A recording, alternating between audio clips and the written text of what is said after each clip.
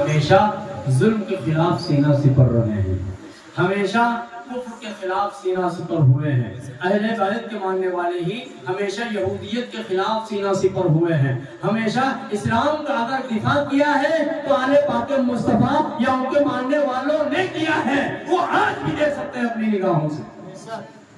آج دیکھیے کہ یہود اور نصارہ کس قدر مسلمانوں پہ ظلم ڈھا رہے ہیں، بیت المقدس کے خلاف اور مسلمانوں کے خلاف، لیکن آپ اپنی نگاہوں سے دیکھتے ہیں کہ انہیں جواب کون دے رہا ہے۔ ہر کوئی اس چیز کو دیکھ رہا ہے۔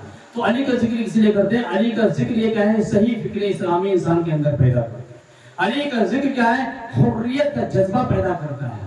شہدائے کربلا کا ذکر، کربلا کا واقعہ، یہ انسان کے اندر حریت پسندی کا جذبہ پیدا ہو کرتا ہے اور باطل سے ٹکرانے کا عزم و حوصلہ پیدا کرتا ہے۔ اگر یہ نہیں ہے تو دیکھیے 57 ملک کے سب کے سب چوڑی پہنے گھر میں بیٹھے ہیں۔ اگر انہیں کبھی حرکت میں آنے کی توفیق ہوتی ہے تو کس کی تائید میں، یہودیوں کی حمایت میں۔ ابھی دیکھیے ایران نے حملہ کیا، کوئی اور بیچ میں رکاوٹ نہیں آتا کہ مسلمان اسے روک رہا ہے، یہ مسلمان کا اعلان نہیں بتا دیتے، بتائیے۔ اور پھر اس کے بعد بے حیائی کا منہ لے کر کے کہتے ہیں کتنے بے غیرت ہے، کتنے بے حیا۔ ابھی آپ نے دیکھا ہوگا تو مناظرے کی گہما گہمی تھی، اور اسی مناظرے کو لے کر دیکھا کہ کس طریقے سے صرف بریلوی نہیں پورے اہل سنت کس قدر ذلیل و رسوا ہوئے۔ کوئی دیکھ سکتا ہے کہ کس طریقے سے چیلنج پہ چیلنج ہوتے رہے اور ادھر سے نامردوں کو ذرا بھی توفیق نہیں ہوئی۔ اچھا ادھر دیکھو، ہم معاویہ کے بارے میں کچھ بولیں تو لے جاتے ہیں، ہم کو فتوے آتے ہیں ایسا ہے ویسا ہے، خبیث ہے مردود ہے، یہ کر لے مناظرہ کر لے۔ آپ لوگوں نے دیکھا ہو اب معاویہ تک نوبت نہیں ہے، اب تو اوپر والے صحابہ کرام نے، چوٹی کے صحابہ کرام ہیں، اور آپ کے مقول وہی کیا ہے، اسلام کے گھرتا دھرتا ہے۔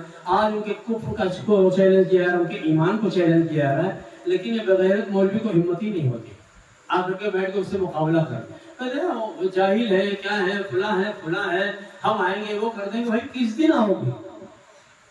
کوئی محدث کبیر بنا بیٹھا ہے، کوئی صغیر بنا بیٹھا ہے، کوئی ذلیل بنا بیٹھا ہے، کوئی رذیل بنا بیٹھا ہے، لیکن کسی کو توفیق نہیں ہوتی۔ بھائی اس دن کے لیے آؤ، یہ رکھا ہے تم نے، یہ پگڑی پگڑا، جبے جبا، یہ کیا ہے دستار، یہ کیا ہے بیعت و خلافت، کس دن کام آئے گی؟ آؤ نا، کرو، اسے جواب دو جا کر کے۔ ہم کچھ بولے تو لے لوٹتے ہو، آخر اس کا جواب کیوں نہیں دیا؟ جھوٹ پہ جھوٹ، جھوٹ پہ جھوٹ، اتنا جھوٹ۔ دیکھیے اس مناظرے کو لے کر کیا بات ہوئی تھی، یہی جو ادھر کے مناظر تھے، انہوں نے اللہ یاری پہ الزام عائد کیا تھا کہ چونکہ اللہ یاری کے چینل پہ جو جاتا ہے تو اللہ یاری جب چاہتے ہیں سامنے والے کی آواز کو میوٹ کر دیتے ہیں، یعنی ان کی آواز بند کر دیں، سامنے والا سن ہی نہیں پاتا تو اللہ یاری کی بات سنتا ہے۔ حالانکہ آپ ان کے مناظرے اٹھا کے دیکھیں تو کبھی ایسا نہیں ہوا ہے کہ فریق مخالف کی باری ہوئی ہو بولنے کی اور اس کی باری میں اس کی آواز کو بند کر دیا ہو۔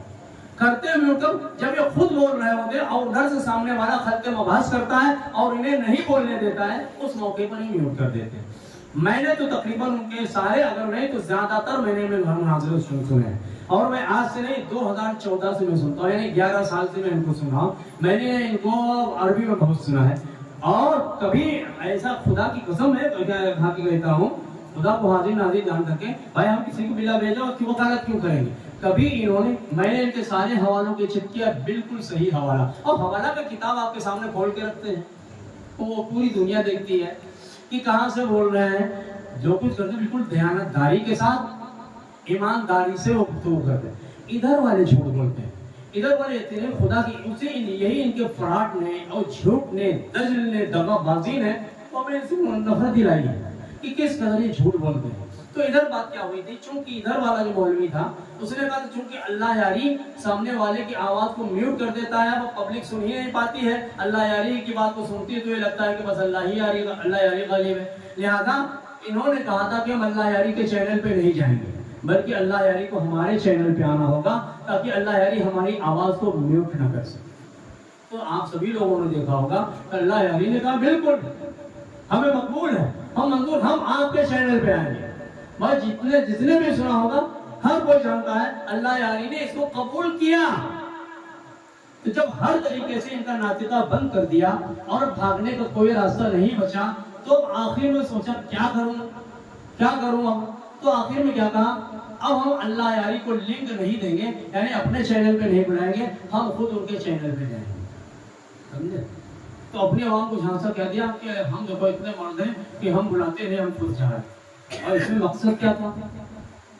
مقصد یہ تھا کہ جب ہم خود جانے کہیں گے اور پھر اس کے بعد جب ہم خود ہی سے بھاگ جائیں گے تو کہہ دیں گے اللہ یاری نے مجھے میوٹ کر دیا، اللہ یاری نے مجھے ڈسکنیکٹ کر دیا، سمجھے؟ تاکہ ہمیں یہ کرنے کہنے کا، یہ اس طریقے سے دم دبا کے بھاگنے کا موقع مل جائے۔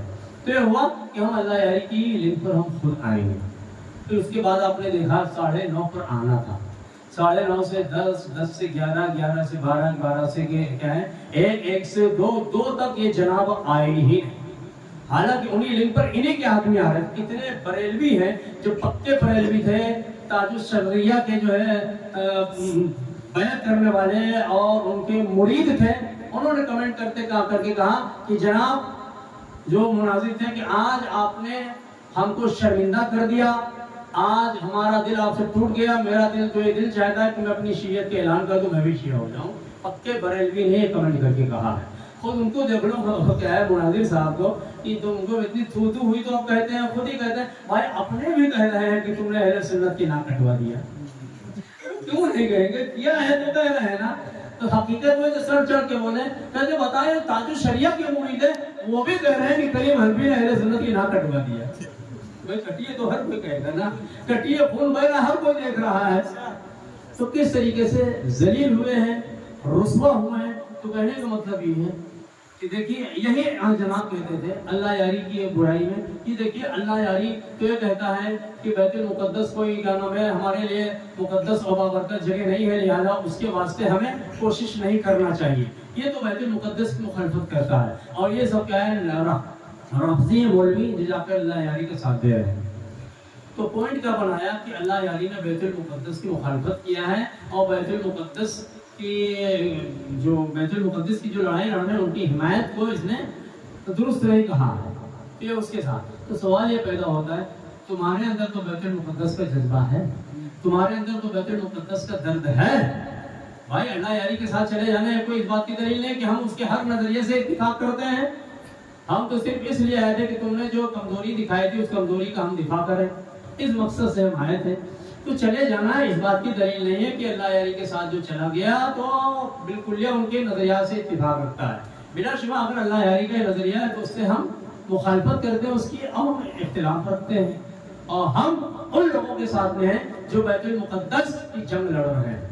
تو چلو اللہ یاری نے کہا اس کی مخالفت تو کر رہے ہو، لیکن ایک زمانے سے آپ دیکھیے کہ غزہ میں جو ہے فلسطین میں شیعہ نہیں آباد ہے، ٹوٹل اہل سنت ہے، اور وہ بھی کون اہل سنت ہے؟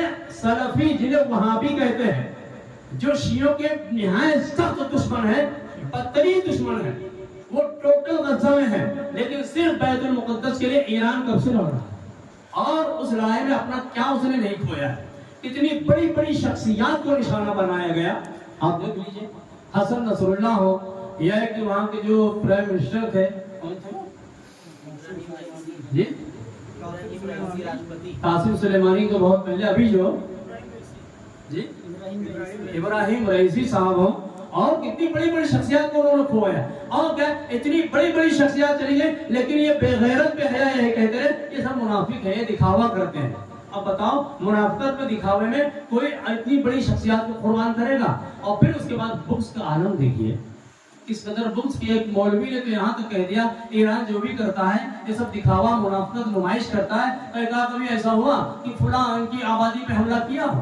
دیکھیے ایران والے جو بھی اہل بیت کے ماننے والے ہوتے ہیں وہ بیجا کسی کو ظلم نہیں کرتے ہیں، وہ جانتے ہیں کہ عوام جو ہے پبلک ہے، اس کا اس میں قصور نہیں ہے، تو اب وہ کیا نام ہے عوامی آبادی پر کیوں حملہ کریں؟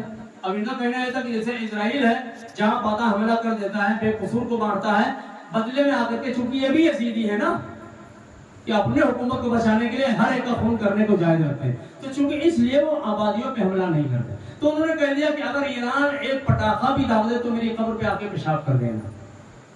اب دنیا ساری دنیا دیکھ رہی ہے کہ ایران نے پٹاخہ داغا ہے کیا داغا ہے، ہر کوئی، لیکن کس قدر یہ بے غیرت ہو گئے ہیں، بغض نے کہ اتنا ان کو اندھا بہرا گونگا کر دیا ہے کہ انہیں کچھ بھی نظر۔ اب کون ہے کوئی چاہے کہ اب قبر تو بنی ہے نا تمہارے منہ پہ پیشاب کر دیں؟ کہنا جائے کرو تو ابھی تمہاری بنی نہیں، ابھی تو تم باہر آتی ہو، تمہارے منہ پہ رہو پیشاب کرو. ایسے لوگ ہیں